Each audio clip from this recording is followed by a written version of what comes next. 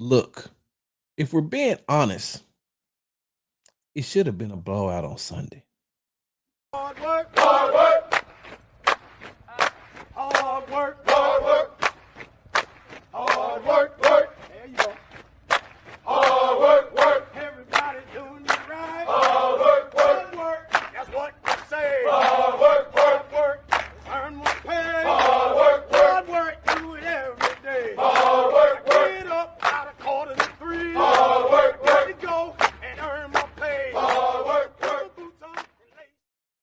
Hey, what's going on, y'all? You're tuned to the Sports Talk with Big Sarge show. I'm your host, Big Sarge. Make sure you follow me on the app formerly known as Twitter at Big Sarge Sports with a Z at the end. Follow me on the Tik and the Talk at Big Sarge Media. I'm going to start going live on TikTok.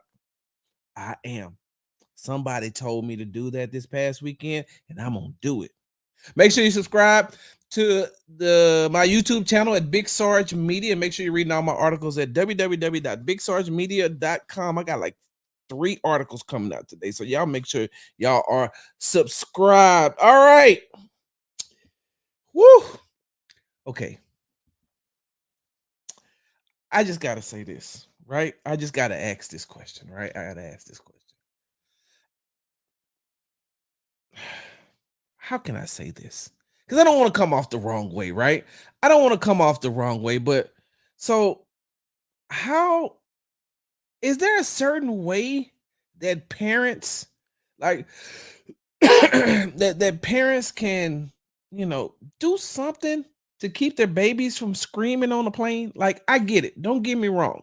They're babies. They can't control it. I understand it.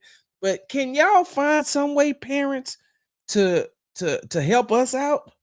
Because I'm cool. I love little kids. I love babies. I got grandkids. I love them to death. I do. I love little babies. But I don't know if I really want one screaming in my ear for 2 hours straight. 2 hours. And I'm saying to myself, y'all don't hear y'all baby screaming? Y'all don't, like, you can't hear?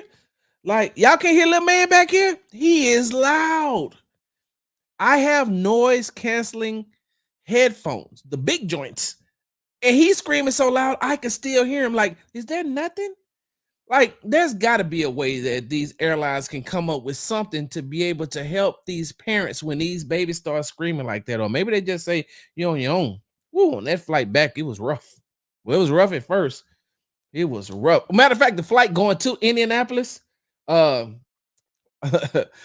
on. Look, hold on. I got look, we starting off this show early. Maybe a little restroom that's soundproof where you can take them in there if it's too much. Hey, I agree with that, Brian. I do.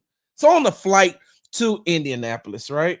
There was this couple that was sitting maybe 2 rows behind us to my left, right? And so I was sitting on the aisle and I could hear the child, right? I could hear the child. Now, the child, I could, if I could hear the child over my headphones, I know that everybody else could hear the child as well because he was screaming, right? He was screaming loud.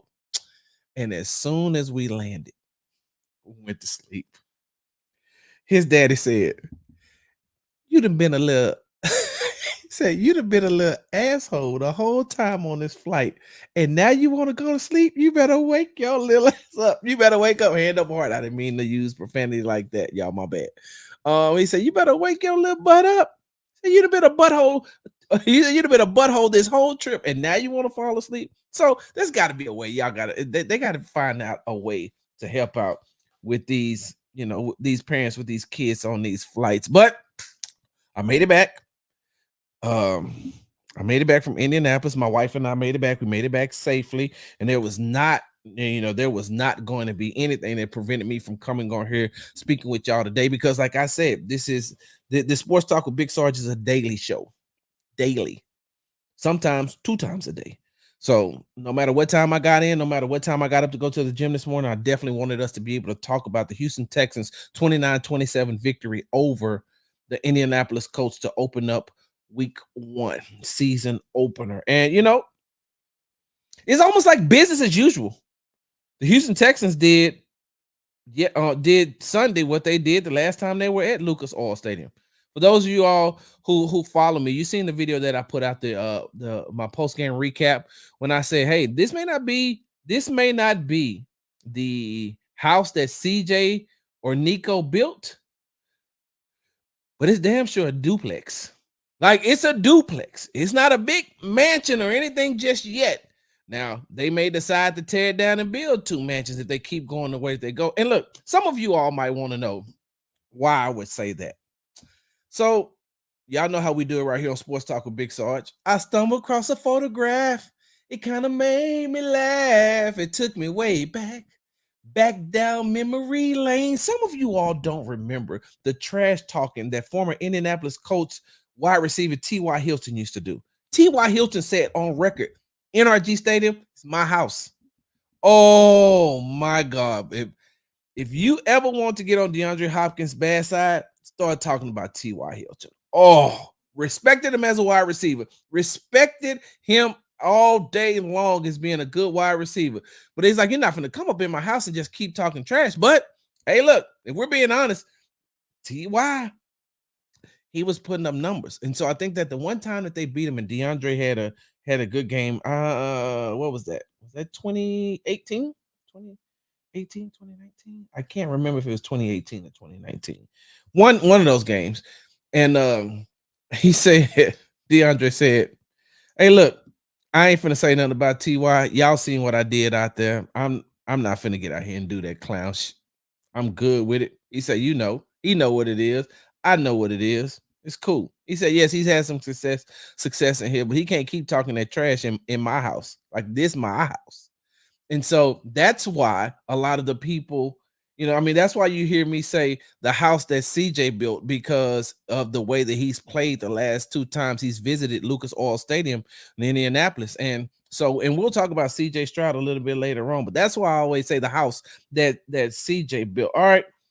So I'm gonna jump right into this thing, right? Because we've seen the score, and I'll come back and I'll talk about, the offense, but I want to talk about the defense first, because, and I don't want to saturate you all with a bunch of Texans talk that you've already heard on yesterday and this morning, right? Talk that you heard Sunday and this morning. I'm not going to keep rehashing everything that you probably already heard while I was on the plane flying back from the game. So I won't keep giving you all of that stuff. I would like to think that I would like to bring a fresh perspective. And when I talk about these things, it's because when I talk about these things, I just want you to see it from a different light. And I don't know what has been said. I'm just pretty sure that there's been the Mixon point, and I'm going to talk about Mixon. I cannot leave Mixon out, but they probably talked about Mixon. They talked about Nico. They talked about Diggs. They just talked about Anthony Richardson. I'm going to talk about him as well, but there's probably been some points that you all have already heard that you may hear again. But I'm trying to, right here on Sports Talk with Big Sarge. Make sure you subscribe. I like to give you a fresh perspective on certain things as well. So I don't want to keep rehashing and rehashing things that you may have already heard. But I definitely want to jump on the defense side of the ball, because we see the score, right? We looked at the score. What's up, Amy? Good morning to you. Good morning, Corey. We see the score.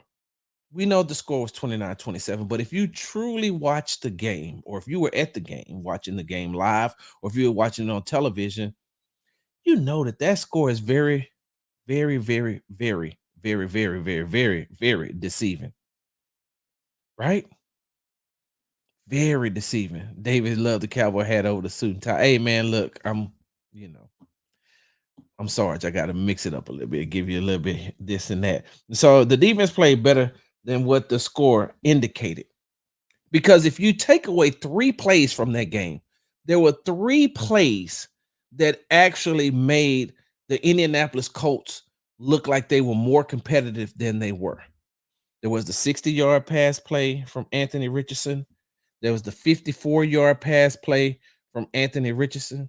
And there was the 60-yard pass play from Anthony Richardson, the 54-yard pass play by Anthony Richardson, and the block punt.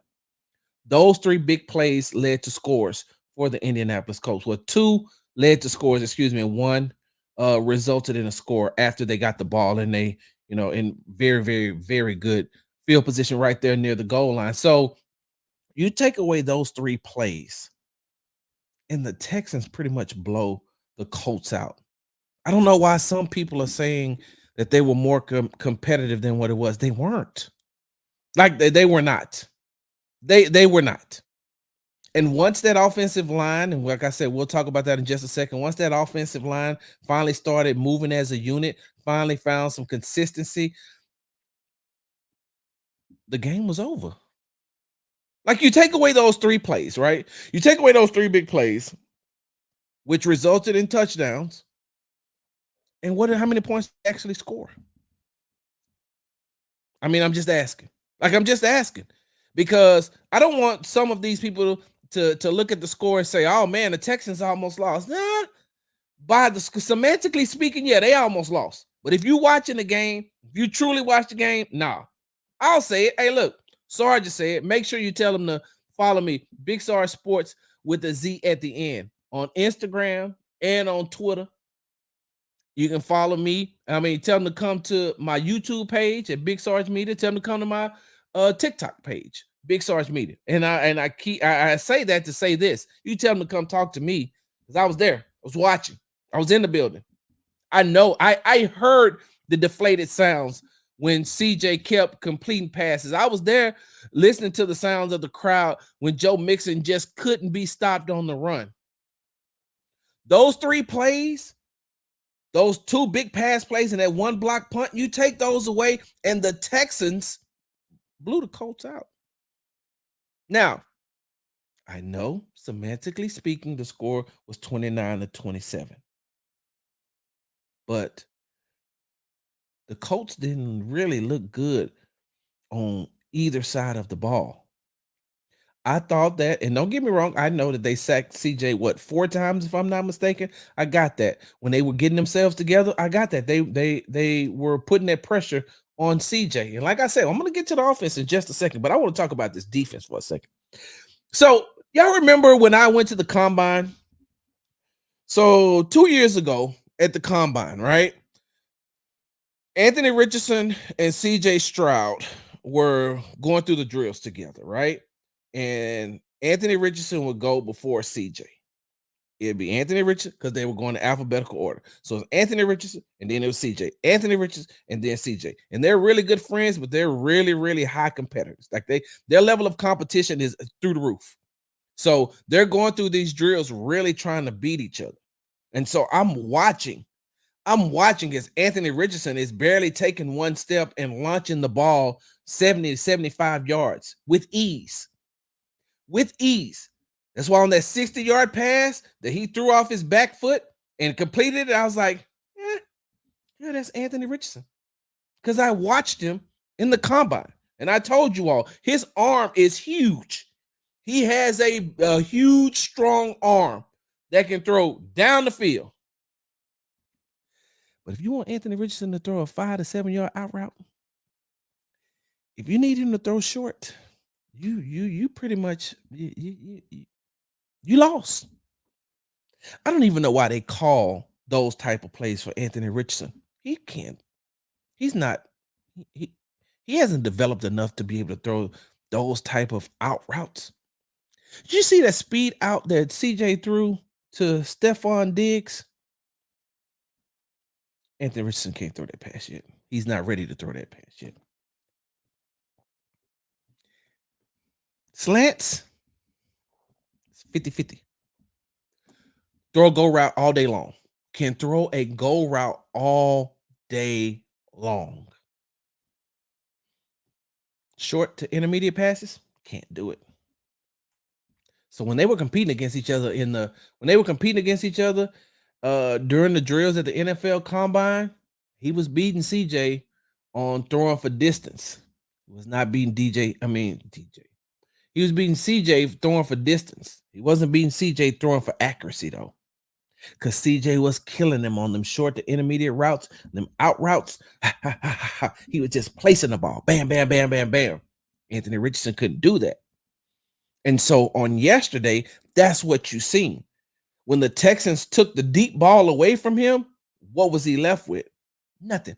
Trying to throw here and throw there. Anthony Richardson was 9 for 19, 212 yards, 2 touchdowns, and 1 interception. He had 114 yards on 2 plays. Out of 212 yards, he had 114 of those yards on 2 plays. You know what? It gets better. Hold on for a second. I got time today. Well, wait a minute. Hold on. Now, I ain't really got time because D'Amico speaks today, and we got a couple of players coming to the podium. So I do got to get down to NRG, but I got some time. I do got some time. Let's go ahead and break this thing down a little bit further, right? First quarter, Anthony Richardson, 83 yards passing. 60 of those came off that one play. Second quarter, 10 yards for the quarter.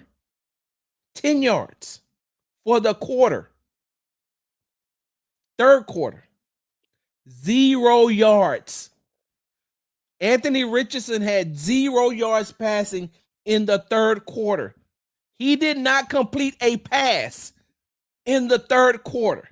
And then the fourth quarter, hold on, 119 yards. 54 of those yards came on one play.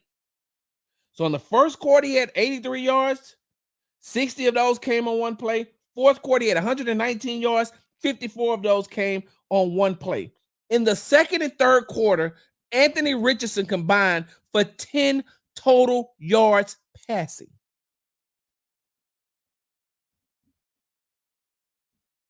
The game should have been a blowout. I'm telling you, the game should have been a blowout. And if you want to, get a little bit deeper into the 2 touchdown passes that he threw on the first one, to me, this is just my opinion. From what I'm watching, as I looked, I said, ooh, this may not be good if they go deep, because Jimmy Ward was a little bit too close. And he was the last line of defense. And so it looked like Derek Stingley is saying, well, I know I got over the top help, so I can shove him this way because Jimmy's going to be there, right? Jimmy's going to be there. And I think Jimmy was a little bit close. Now, hold on, because this is what I learned from former NFL player Indy Kalu. I don't know what the defensive call was. So the defensive call could have been for Jimmy to be that close. I don't know. I don't know what the call is. When I get into the locker room this week, I'm going to ask. And I'm going to ask Jimmy, hey, Jimmy, on the 60-yard touchdown pass, what happened? I'm going to ask him. He going to answer it. He ain't going to tell me the truth. If you know anything about Jimmy Ward, he ain't finna sugarcoat nothing for you. So on that play, it felt like Jimmy Ward was a little bit close to the line. And if you look at it, if you go back and you watch it, Derek Stingley, with his speed, was almost able to bat that pass down. The way that he made up on that speed when he realized that Jimmy was being beat, he took off, and he was this close on the 54-yard pass play. What you getting? Hey, side note. Now listen. Y'all know Sarge will tell you when he's wrong, but he dang sure gonna tell you when he was right. You remember what I told you all about Denzel Perryman last year? Remember what I told you about Denzel Perryman as far as when he was playing when he played linebacker for the Houston Texans? What did I tell you? Great coming downhill, great stopping the run, right? Great coming downhill, great stopping the run. Pass coverage, you will beat him all day. In pass coverage, you will beat him. That is one of his weaknesses, pass coverage. Fast forward to Sunday, right? Something that I've been telling you all that I've noticed in training camp is Azeez Al-Shaair is a very, very smart football player. Very smart football player. So if you go back and you look at that 54-yard pass play, if you look who Anthony Richardson had to throw the ball over, you'll see Azeez. And what Azeez is doing is Anthony Richardson dropped back. Azeez is there, and he realized there's nobody in his vicinity. So if there's nobody in my vicinity and there's nobody that are running routes that I know can cross me, I'm cool. So what does he do? He's drifting. And he drifts and he drifts and he drifts. And if you look at the pass, it goes over Al-Shaair. Now, if you're asking your linebacker to make that play, then that means something else is broken down in the defensive backfield. Something ain't right if Al-Shaair was that close to making that play. Should have been a defensive back right there. But he was right there, and he was this close to knocking that pass down. So you take away those 2 pass plays, what do you have? And then the block punt, which set them up in perfect position to score, to score again. But in 2 quarters, in the second and third quarters, they held Anthony Richardson to 10 yards total passing. Those are the type of numbers you want to see from your defense. That means that y'all are playing some hell of a ball. Hell of a ball. And now you would think in the past, if you look at a quarterback who has those type of numbers, you look at a quarterback who has those type of numbers, you will automatically think, oh, well, if the pass game wasn't doing good and the score was 29-27, that means that the run game must have been killing them. Remember, I told you all last week, Jonathan Taylor is to the Houston Texans what Ty France is to the Houston Astros. He is a Texans killer. And the last time the Houston Texans faced him in week 18, I think he rushed 30 times for 188 yards. 188 the last time they seen him. So you would think with the numbers that Anthony Richardson has and the inefficiency as inefficient as he was on yesterday, you would think that the running game was killing, right? Jonathan Taylor, 16 carries, 48 yards. 16 carries, 48 yards. First quarter, 13 yards. Second quarter, 17 yards. Third quarter, 12 yards. Fourth quarter, 6 yards. In the second half of the game, they held him to 18 yards rushing. Held him to 30 in the first half. Jonathan Taylor, one of the top 10 running backs, you could arguably say probably one of the top 7 running backs in the NFL. They held him to 30 yards in the first half and 18 yards in the second half. Can't nobody tell me that this game shouldn't have been a blowout. I'm sitting there watching. I'm like, yo, this game shouldn't be as close as it is with the way that this defense is playing.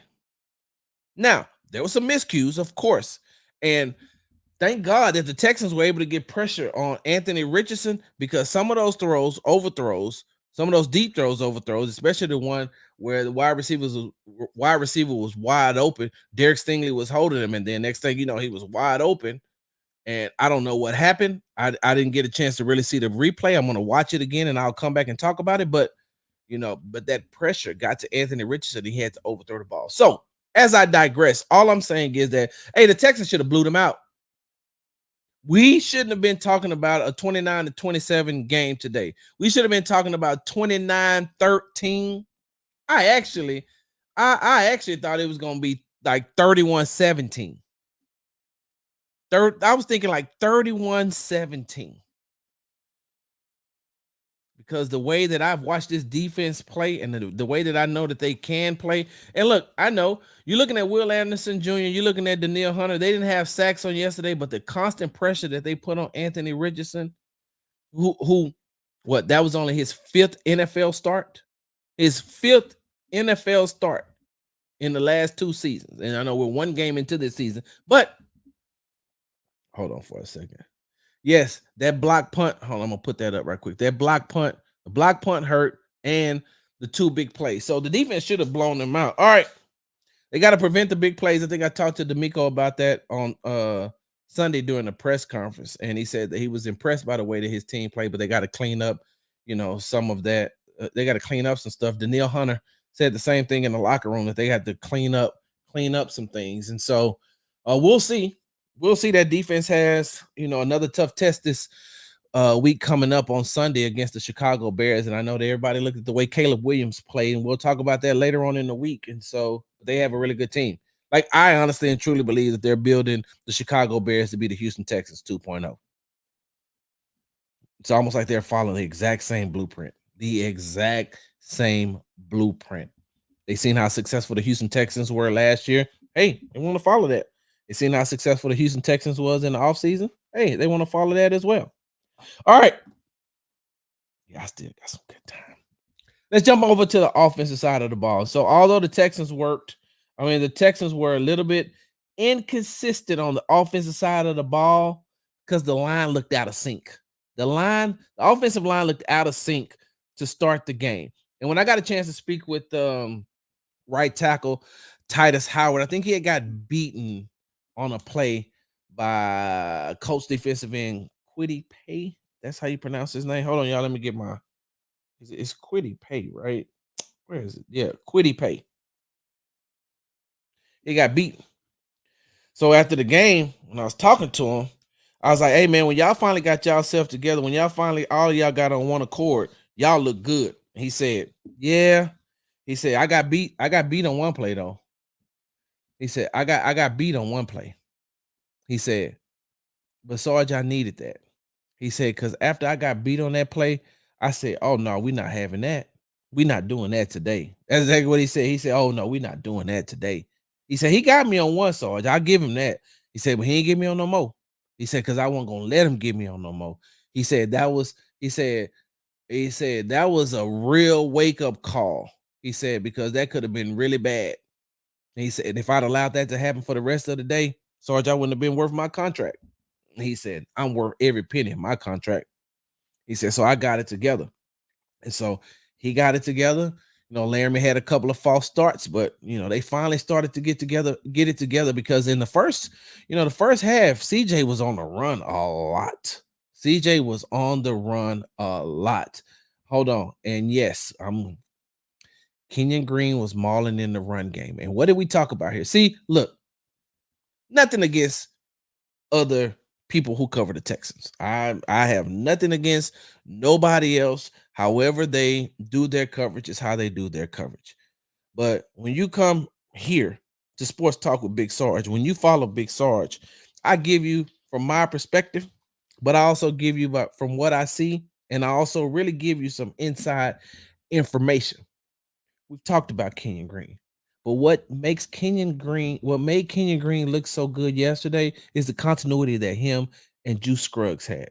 Remember, I talked to Kenyon Green at the beginning of training camp. I also talked to Kenyon Green in the locker room on last week, and I talked about the continuity that him and center Juice Scruggs have together, and they looked good. And not only did they look good, the running plays that Bobby was calling was very good. And the way that he was able to get blockers for Joe Mixon, who ended up with 30 carries for 159 yards and a touchdown. Like, he looked, and he admitted, because Stephon Diggs said after the game, he left a lot on the field though. He still had more. And he could have ended the game with 200 yards rushing. I just got through talking to Locked On Texans host Cody Davis, and I told him the exact same thing. I looked at when I'm watching the game, I'm like, man, it was some plays that I know he was this close to breaking out. He said the same thing in the press conference. He said Bobby told me the same thing. He said, and I did. He said I'm gonna be better. But he also said he told the offensive line during the week, hey, let's go out and get 150. And he got 159. And they look good.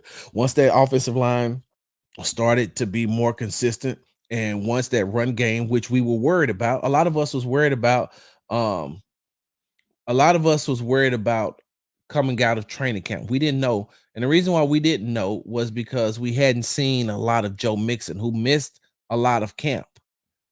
So only thing you really had to go by is what you've seen him do in the past with I seen Green on the second level blocking a lot along with Cade Stover. Yes. And Mixon talked about that too. Mixon gave Cade Stover his props on blocking. But we hadn't seen a lot of Joe Mixon, and we didn't know what he was going to be able to do with this team. We've seen what he did with the Cincinnati Bengals, but we didn't know what he was going to do with this team, man. I think he showed you. He really knows how to run in this offensive system, offensive scheme. And if you give him the time, he's going to be able to do what he did. Just give him. He just needs this. He just needs this much of a crease, and he does something that he's teaching Damian Pierce to do in this offensive scheme, and that's wait for the backside hole to open up. You always got to be scanning. I know that it's coming here, but the way that this offense runs, the way that this scheme runs, there's going to be a backside that opens up, which is the same thing Mike Boone and Devin Singletary, former Houston Texans running back, was saying. Hey, once he gets acclimated to running in this scheme, he should be a whole lot better. But Joe Mixon, we got a chance to see him. And one thing that I like, I've seen Joe a lot, and I know that he has a very strong physical stature. And like I said, I didn't watch him a whole lot I think I watched him more when he was in college than I did when he was with the Cincinnati Bengals. But when they made that Super Bowl run, I got a chance to watch him more. So I knew he was a strong runner. I didn't realize he was as strong as what I seen on yesterday. Like on Sunday, he was. It was almost like he was looking for the contact as well. He don't run away from any contact.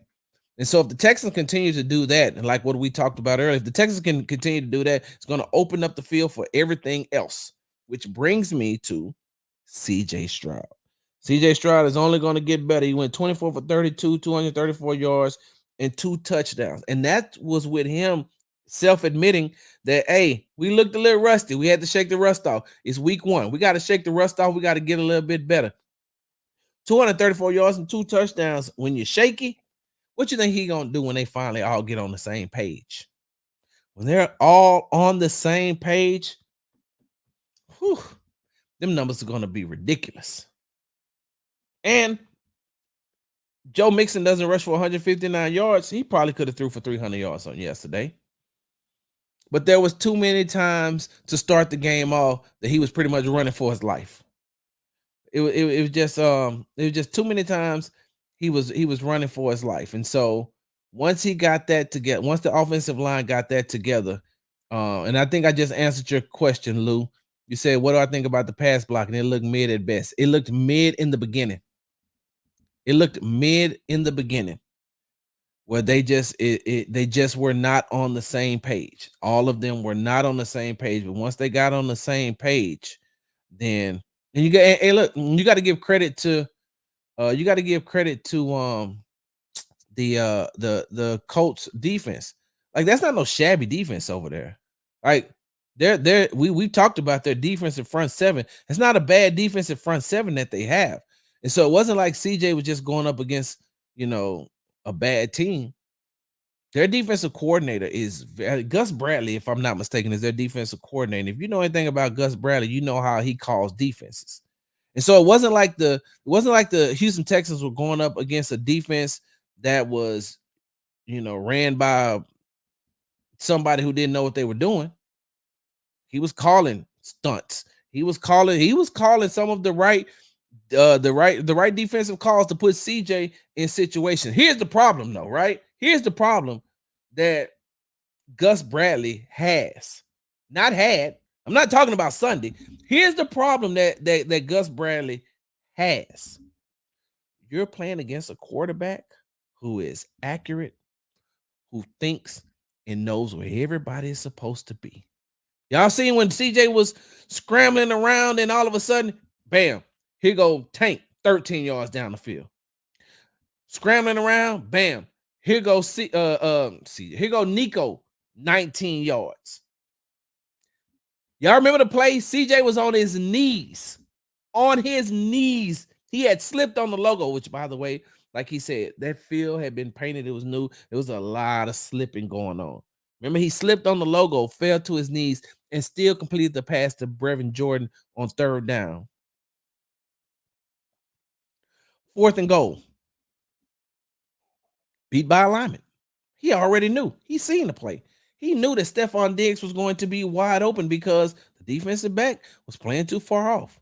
Go back and watch that play. Right before the play happens, he goes up and he taps Kenyon. He goes up and he taps Kenyon on the hip, and then he goes back into the shotgun formation. As soon as Juice hiked the ball and he sped out, he was wide open. He was wide open. And when CJ rolled out to his left, right? The defensive tackle had actually kind of beat Kenyon. Watch what Joe Mixon does. Joe Mixon is rolling out with CJ too, but he sees what's happening and he peels back to help Kenyon on the block to keep the defender off of him. And by that time, though, the ball was already out of CJ's hand, touchdown.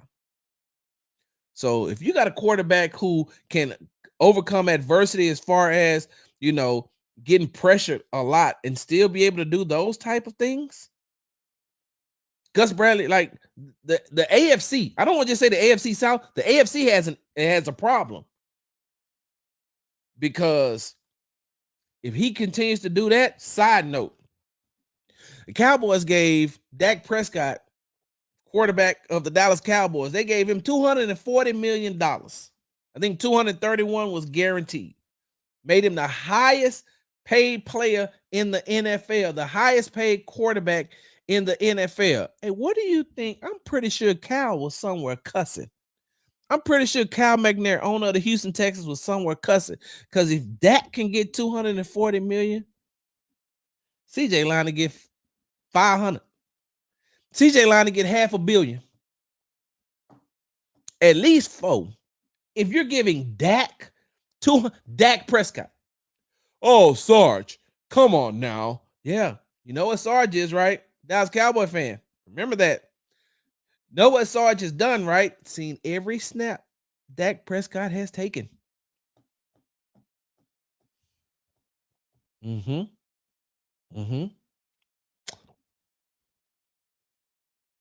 Even with just a rookie season and 1 game under his belt, CJ Stroud is a better quarterback than Dak Prescott. And if he stays healthy, he's going to be way better than Dak Prescott. And when it's time for him to get paid, he is going to get paid. You're arguably looking at one of the top 5 quarterbacks if he stays healthy. One of the top 5 quarterbacks in the NFL for the next 10 years. I'm not telling you what I heard. I'm not telling you what somebody else said. I'm telling you what I see.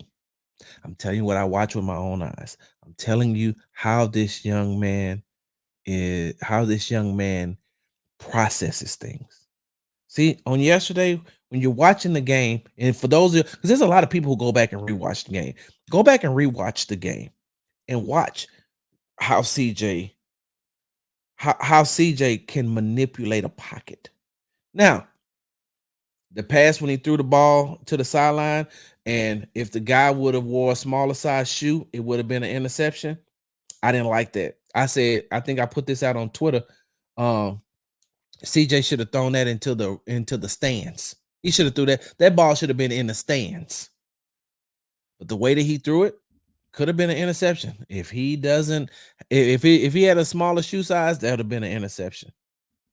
The other interception that he did throw, it was a penalty. I think I forgot who that was being held. Was that Dalton Schultz being held? I don't remember who was being held, but they called it back because of the penalty. But when you watch this young man, the way that he's processing and the way that he's processing, the way that he manipulates the field, and the way that him and the rest of the offensive unit are all on the same page, what does that remind you of? Watch when Patrick Mahomes play. Patrick Mahomes, when he gets out of the pocket, it's almost like he's still standing in the pocket because all the receivers and Travis Kelce do is adjust. Oh, well, I was supposed to be here. Patrick's moving. I'm going to move. Matter of fact, I'm not going to even go right there. Hey, Patrick, I'm going to stay right here because everybody else is moving, but this is the soft spot. Here I am. You watched the game on yesterday. As soon as he gets out, what happens? Bam. That pass to Nico. Nico's standing in the middle of the field wide open. That pass to Brevin that he threw from his knees, Brevin's wide open. The pass he threw to Tank on the sideline, Tank's wide open. And what he said after the game was, because I said, man, how are you and Nico always on the same page in this? He said, it's the scramble drill. He said, I'm on the same page with pretty much all of the receivers because we work on the scramble drill a lot. And so as I digress, when you look at that, and CJ didn't look as well as CJ didn't play as well as we've seen him play in the past, but it's week 1. Just like he said, rusty, we got to shake off the rust. Y'all heard what Stephon Diggs said. Hey, man, practice CJ and game CJ, 2 totally different person.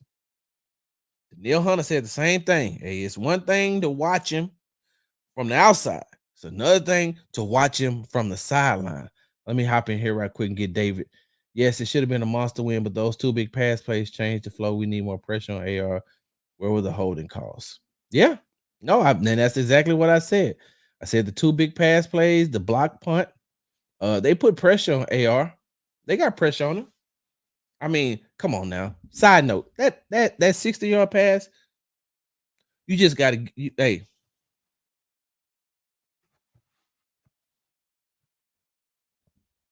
that's all you could do.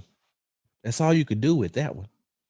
That was just a nice pass off his back foot, throwing it like that, 60 yards. He could have threw that 70 actually. You see what CJ did though? Came right back with a 55-yard pass play of his own, dropped it right in between two defenders to Nico. And that's what I'm talking about. These are the type of things. He throws an accurate pass in between two defenders to Nico Collins, right? 55 yards down the field. And then comes right back and can throw a 7-yard out, throw a 5-yard slant, can throw whatever. CJ can make all the throws, all the throws. And that's no exaggeration. Now I know I got a little bit long-winded about CJ, but what I wanted to say was um once they can get themselves together, you know, once he could shake off a little bit more of that rust and that offensive line can get together. And I cannot look, Stephon Diggs played amazing, right? Stephon Diggs played amazing, right? And he only had 30 yards receiving, but he had 2 touchdowns. But how he got those touchdowns and what he's able to do in this system and in that alignment, those type of pass plays are going to be open for him a lot because you can't just focus on him. Because if you do, then guess what happens? Nico Collins, who had 6 catches for 117 yards on yesterday. You know, in the last 2 games at Lucas Oil Stadium, Nico Collins has had 15 receptions for 312 yards. He's averaging 156 yards. He's averaging 156 yards receiving in the last 2 games at Lucas Oil. So you could try to roll the coverage to him, and then that means Tank's going to go off, or Stephon's going to go off, or Dalton's going to make good plays, or Joe Mixon, 159 yards rushing. See what I'm saying? And that's why I said that this game should have been a blowout. All right, I got to get ready to get up out of here, y'all. Let me take a couple of these. Uh, Derek Stingley looked a little bit off yesterday. Any thoughts on that? And some other people said Stingley did seem all is confused on a couple of pass routes. I'm gonna have to go back and watch a little bit more. And this is what Dominique says. I'm holding him to such a high standard this year. I'm expecting an all-pro season. With 24, that's the only reason I'm picking on him a bit. And you got to also remember, Dominique, this was the first game. This was the first game. Just the first game, right? So, you know, and you're gonna have your mishaps. I don't know. I'm definitely, like I said, I was just watching it from up top, and then I went back and I tried to watch the play again, but I'm gonna have to watch it one more time to see how he got beat so badly on that one play that Anthony Richardson overthrew the wide receiver. But other than that, no, I didn't see him have a bad game, and he was physical. So if you're saying that he was off in coverage, I'll give you that. It like I said, I got to go back and I gotta rewatch because I was watching so many other things. I wasn't really watching and seeing what Stingley was doing. I'm gonna be honest with you, and like that's on me because I too hold him to such high standards that I'm like, what I gotta watch Sting for? I know he's doing his job. Like I'm not even. I don't have to watch Sting. I know this Sting is doing his job, so I don't. That's on me. I can't watch it all though, but I will.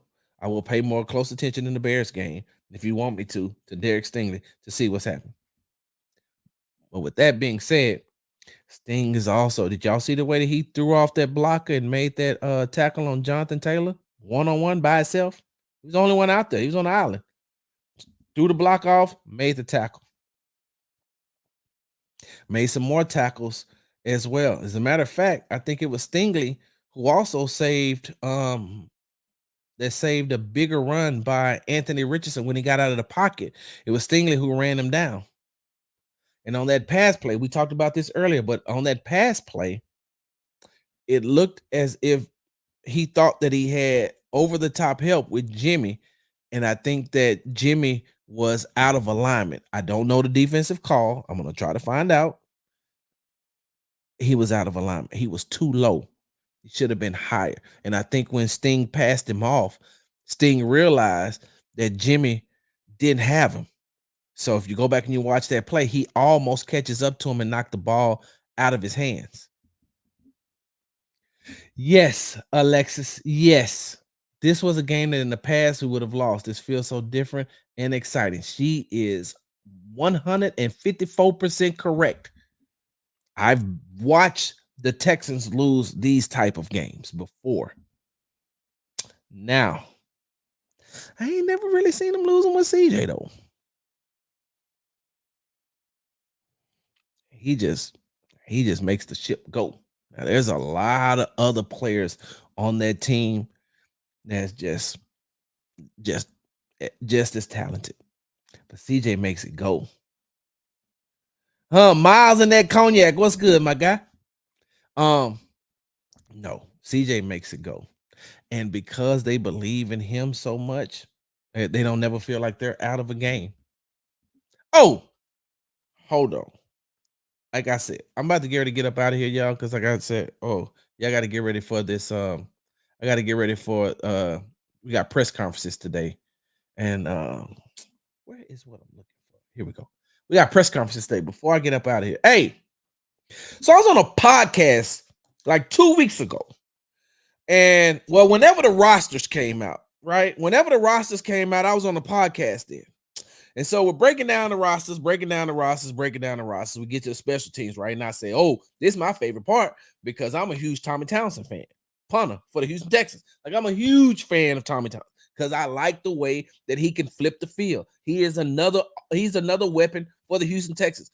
Like, love it. So we get to special teams. And there was somebody, and you're going to watch this, and you're going to see this, and I'm not going to call you out, but when you respond, I'm going to respond. There was somebody on there that said, I don't know if I really like kicker Kaimi Fairbairn.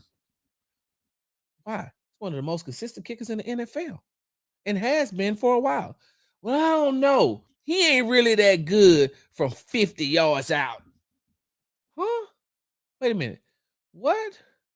He ain't really that good from being 50 yards and 50 plus. Really? Because if I'm not mistaken, I think last year he was 5 for 6 from 50 plus yards and out. Well, wait, what are you watching? I don't know. I just can't. So I guess he heard it. Not really. Maybe. I don't know what kind he listens to, but he may have heard the podcast. And he said, okay, let me show you. Hit 3 50 plus yard field goals on yesterday. What was it, like 50, 51, and 51, right? And I think that if they wouldn't have blown that call at the end of the first half, which the referees told it, boy, y'all should have seen in the stadium. You know what I'm saying? So, what are you doing? What are you doing? Like you can't even get it right. No possible way you can get it right. But I said because he would have kicked another 50-yarder then. I don't know if he would have made it or not. I'm just saying. But he kicked 3 50-yard field goals yesterday. So I can't wait for you to respond to this. Because I'm gonna say, like I've told you in the past, like sometimes you gotta listen to old Sarge. Sarge has been around a little bit. Sarge has seen a lot. Ain't no possible. There's a lot of teams that would take Kaimi Fairbairn in a minute. In a minute. All right, y'all. I got to get up out of here. Hey. Maybe. Listen, y'all make sure y'all subscribe to the Sports Talk with Big Sarge show on YouTube at Big Sarge Media. Make sure you follow me on the app formerly known as Twitter at Big Sarge Sports with the Z at the end. Make sure you're following me on the Tick and the Talk at Big Sarge Media. Read all my articles at www.bigsargemedia.com. I'm pretty sure you're wondering why I'm doing that with such a calm tone, because I just thought about something. Hey, you remember how Drake said he found, he had 100 gigs of music and video and he released that. I got some really good sound yesterday from rookie cornerback Kamari Lassiter, rookie safety Kalen Bullock, and Jalen Petrie. Y'all definitely should. I think I definitely got to put that out so y'all can hear what he said about Kalen Bullock. That was money. That was on the money. I think I may have some video of Danielle Hunter. You know what? Hey, y'all make sure y'all follow me on the app formerly known as Twitter at Big Star Sports with a Z at the end. I got some stuff for you Texans fans. And I think that after that win on yesterday in the Lucas Oil Stadium duplexes built by CJ and Nico, y'all deserve that. Y'all do. After I come from these press conferences, nope, during the press conferences, I'm gonna just keep dropping the stuff that I have from the locker room on yesterday, because you deserve to hear what your team said after the game. Because that's just my job. Big Sarge, I'm out.